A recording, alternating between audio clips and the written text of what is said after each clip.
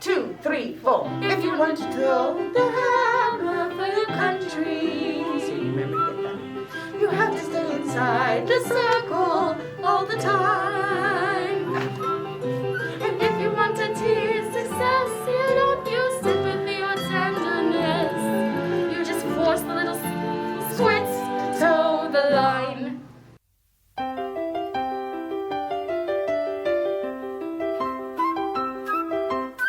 Middle school is a time where students are actively growing, and they really are grappling with really big questions about their identity, questions about who they are and their beliefs and their value systems.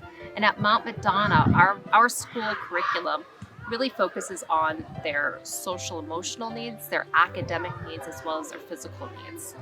At the beginning of the year, we have a multi-day camping trip. And this camping trip is with the entire middle school, as well as teachers and other adult chaperones.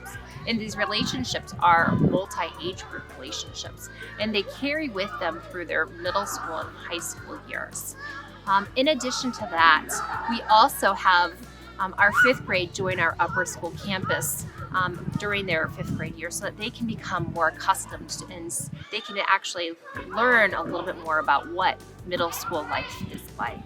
We also have a class that we call life skills.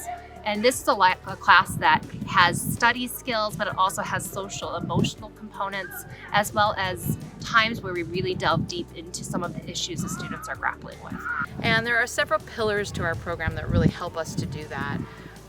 One is including practices about self-awareness, emotional regulation, mindfulness practices, and opportunities to practice communication that are slower than our everyday life.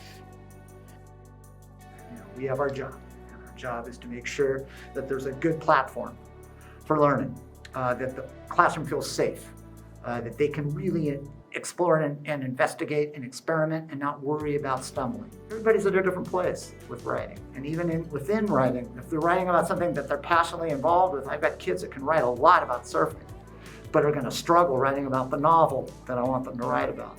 You know, we're small enough that I can look at their individual journeys and try to help them along within their own kind of trail. So in sixth grade, students have started out with some geometry, and then we've gone into some pre-algebra where they're starting to write and solve algebraic equations. And in seventh grade, they started out with ratios and proportionality. And now we're working in operations with integers. Then they'll go on to solving algebraic equations and inequalities. We'll get into some geometry towards the end of the year and statistics. Also, seventh grade involves the tiny house project, where they make a scale model of a tiny house of their design after designing a blueprint. In science, in sixth grade, the students will be studying weather and atmosphere in the first half of the year, and then in the second half of the year, they study ecology and the environment.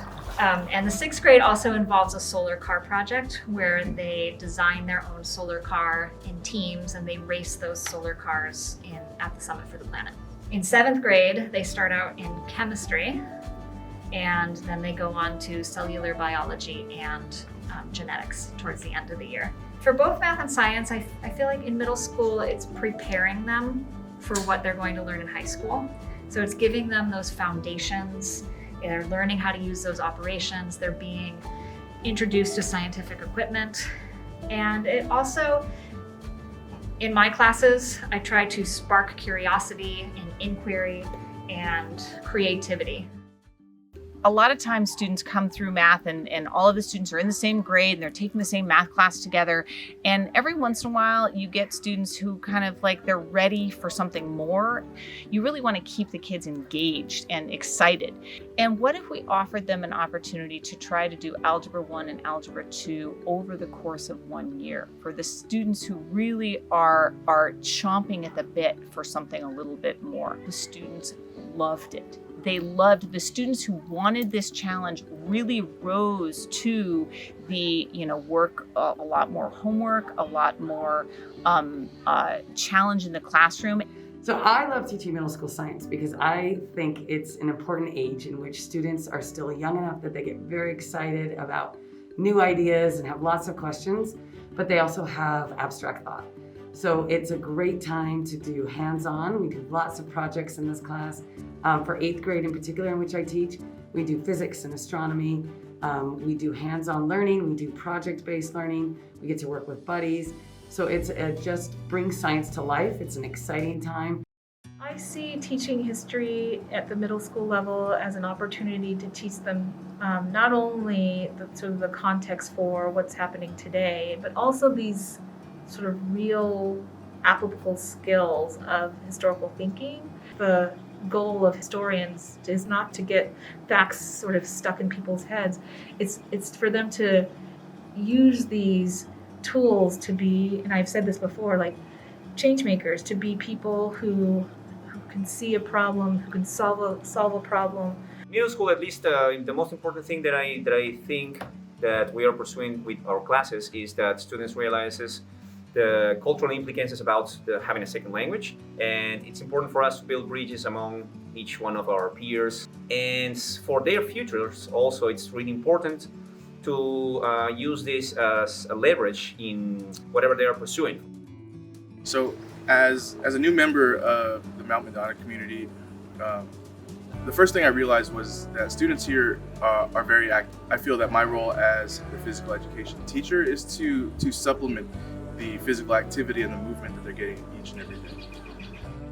The middle school art program is sort of it's focused on trying to make sure that they've got the foundations of art kind of in place. The way that it's presented to them is that artists make choices, they make creative choices, and what do they make creative choices with? They learn about what reflection is, like how do you reflect on it, how do you critique a work of art, how do you reflect on it, how do you solve problems, how do you think critically about what you've made, how do you express an idea effectively.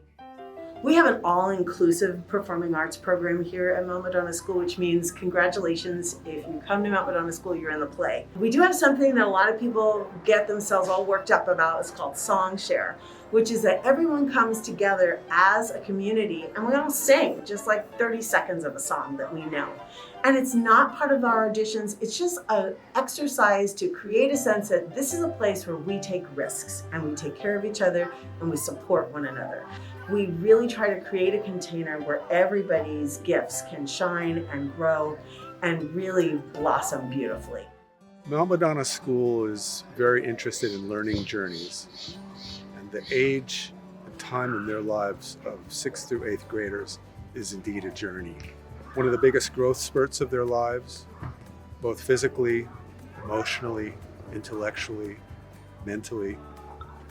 And this comes at a time when there are all new rules around digital. Things are changing so quickly. There's a common statement of, we don't know what jobs we're training them for and what kind of lives we're preparing them for, because our culture changes so rapidly. The best thing that we feel that we can do is to provide a stable place for students to explore what it means to find themselves, to be their authentic selves, all in the context of having a boundary of community. So the idea of how do individuals balance their lives and be community members as well.